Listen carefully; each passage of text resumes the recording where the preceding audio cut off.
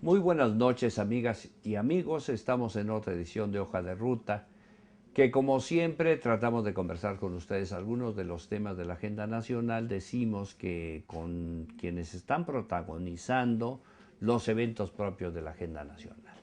Hoy vamos a platicar de la ley antisecuestro, que es una ley que acaba de ser aprobada, ya entró en vigencia.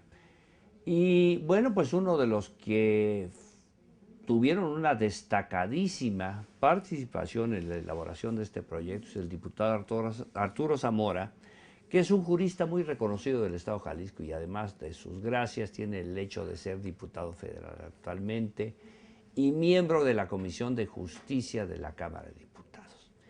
La ley antisecuestro es una ley, Arturo, en que la gente le pone mucha esperanza de que con esta ley puedan modificarse un poco el clima que se vive tan peligroso, tan desalentador en el tema del secuestro. ¿Por qué no nos haces favor, si quieres, de platicarnos en qué consiste esta ley, cuándo entró en vigor, cuáles son sus elementos más importantes que conviene que el auditorio los Claro conozca? que sí, con todo gusto, me da mucho gusto saludarlos, muy buenas noches. Efectivamente, a principios de esta semana entró en vigor una ley que federaliza el delito de secuestro y lo federaliza en aquellos casos donde participa el crimen ¿Qué organizado. es eso de federaliza? Que es un delito que ahora lo va a perseguir la PGR, la Procuraduría de la República, y no solamente las entidades, no solamente las procuradurías estatales. O sea, las Cuando, procuradurías estatales ya no tendrán que ver en el caso de secuestro, o sí Sí, también. van a seguir conociendo del caso de secuestro solamente en supuestos donde no hay alrededor de esto crimen organizado. Cuando hay crimen organizado se convierte en un delito federal para que su persecución no tenga frontera alguna, para que pueda cubrir todo el territorio nacional. Ahora sí que alcance el territorio nacional, pues el brazo de la justicia. Y por otro lado, bueno, dentro de las novedades que tenemos en esta ley para prevenir y sancionar el secuestro, pues es la creación de un fondo económico para brindar ayuda o apoyo a la persona que ha sido secuestrada y a su familia. La creación también de una figura que tiene que ver con la colocación de un brazalete a las personas que se han sido condenadas por delito de secuestro y que en un momento dado obtienen la libertad cuando cumplen con la sentencia, porque en esta nueva ley las personas que sean condenados por el delito de secuestro no van a tener derecho a ningún beneficio preliberacional. ¿Esto qué significa? Hoy se contemplan penas hasta de 40 años de prisión, cuando muere el secuestrado hasta de 70 años de prisión, y en ese caso si el juez impone una de 50, por señalar un ejemplo, pues serán 50 años, ningún día más, ningún día menos, y cuando la persona obtenga su libertad, todavía 5 años después, tendrá que usar un brazalete con la finalidad de que la autoridad esté al pendiente de saber qué está realizando esa persona. Es un delito que se va a perseguir de manera más dura.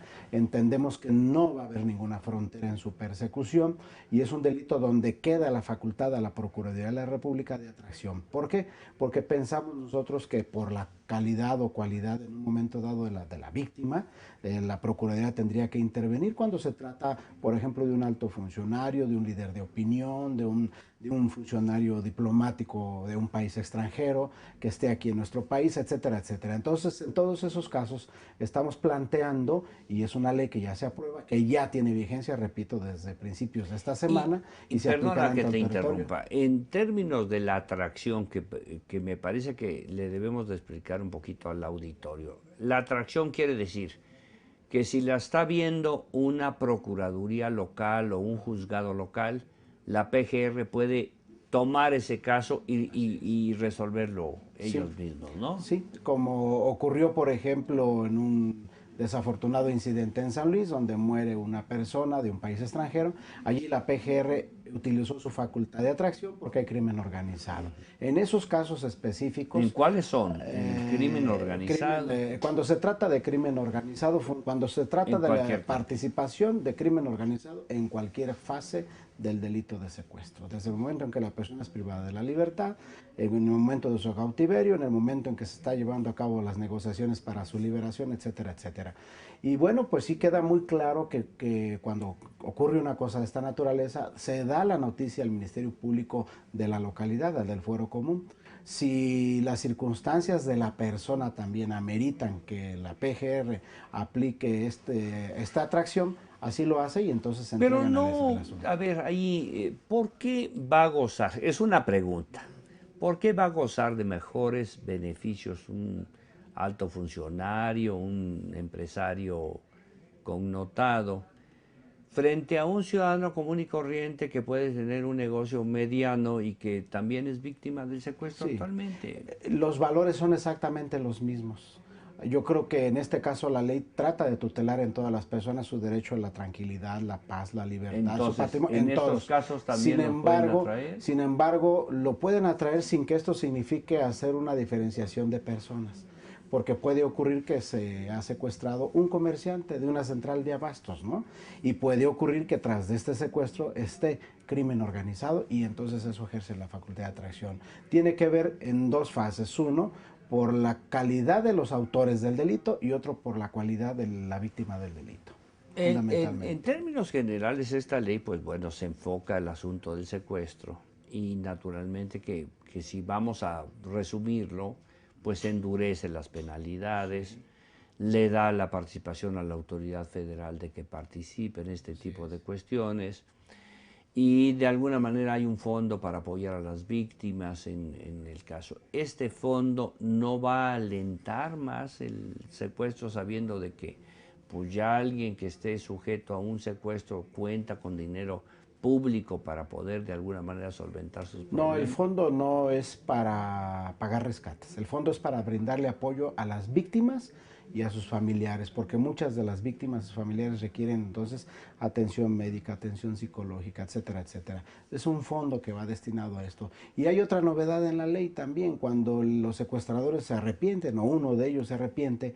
y pone en libertad a la persona que secuestraron dentro de las 24 horas siguientes, también ahí la norma le da un tratamiento muy especial al autor del delito que prácticamente se arrepintió. Ahí en ese caso estamos hablando de penas tan simbólicas que van de 3 a 6 años de prisión.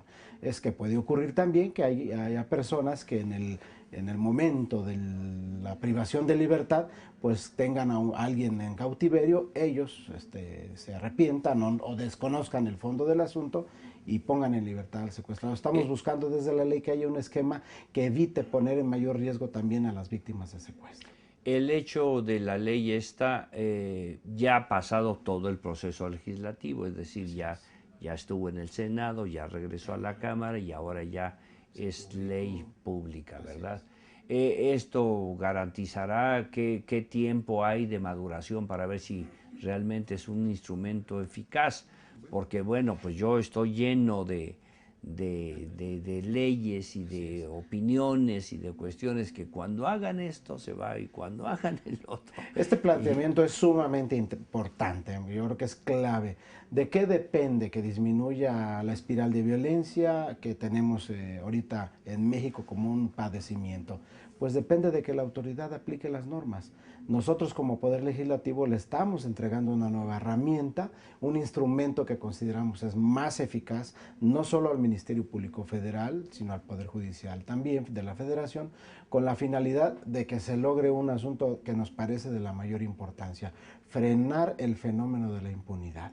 Si no logramos a corto plazo la detención de bandas, de grupos de secuestradores, si no logramos que haya sentencias y condenas a tiempo, no vamos a lanzar el mensaje que la propia ley tiene de su contenido en la prevención, porque incluso en esta propia ley que ya está en vigor, incorporamos sanciones graves, elevadas para aquellas personas que participen en secuestro y que sean o hayan formado parte de corporaciones policíacas o incluso de las Fuerzas Armadas. sí, Esto va que es hacia un el tema que tiene que ver con la corrupción, que muchas veces hay la participación de policías municipales o estatales o tal vez federales en bandas del crimen organizado. pues la verdad, Arturo, yo creo que la gente debe de apreciar este esfuerzo porque realmente cuando hay un asunto de esta magnitud, pues es fácilmente lograble el acuerdo de ambas cámaras y la producción de una pieza legislativa de esa importancia. Ahora quedará en manos de las autoridades, que es donde vamos a ver qué tan eficaz es la ley, porque, insisto, Arturo, por ejemplo, cuando se creó aquel Consejo Nacional de Seguridad Pública. También hay una ley que le da una reforma que permite la creación de este foro. Yo recuerdo que se hizo un eventazo allí en el Palacio Nacional, donde estuvo el presidente y todos los gobernadores, se instaló el consejo y hasta se dio un decálogo de cosas que iban a hacer para combatir el crimen organizado y para acabar o para ir disminuyendo el flagelo que, como tú dices, vive la sociedad todos los días. Pasado el tiempo ya nadie se acuerda ni del consejo. El consejo famoso terminó en un señor que de repente sale de la tele a presentar delincuentes. Pero la verdad, pues el esfuerzo legislativo se hizo y su concreción en la vida cotidiana no fue tan exitosa. Sí. Pero esperemos que esto sí, ¿verdad, Arturo? ¿Cuál Esperemos es que sí, tu experiencia? Bueno, yo creo que en esto hay una presión social muy importante hacia la figura del gobierno en el Poder Ejecutivo. Me parece que ahora no hay ningún pretexto.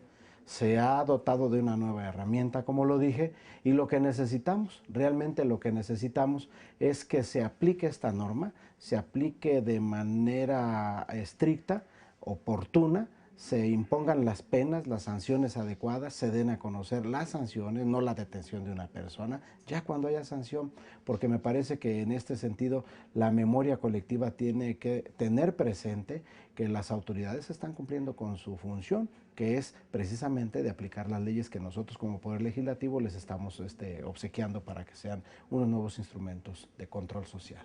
Pues deseamos, amigas y amigos del auditorio, que esta ley cumpla sus efectos. Yo creo que el diputado Zamora, Arturo Zamora, nos ha hecho el favor de explicar rápidamente las características de esta ley, que se dicen rápido, pero para discutirlas y analizarlas y el proceso requiere de verdad horas de arduo trabajo.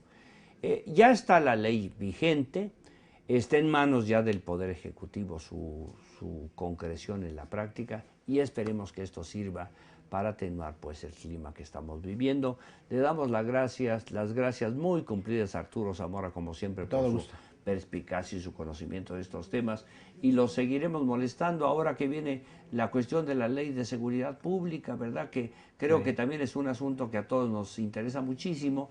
Vamos a recibir pues de nueva cuenta a Arturo para que nos platique de este asunto. Con todo gusto. Soy César Augusto Santiago y les agradezco mucho que nos hayan acompañado. Muy buenas noches.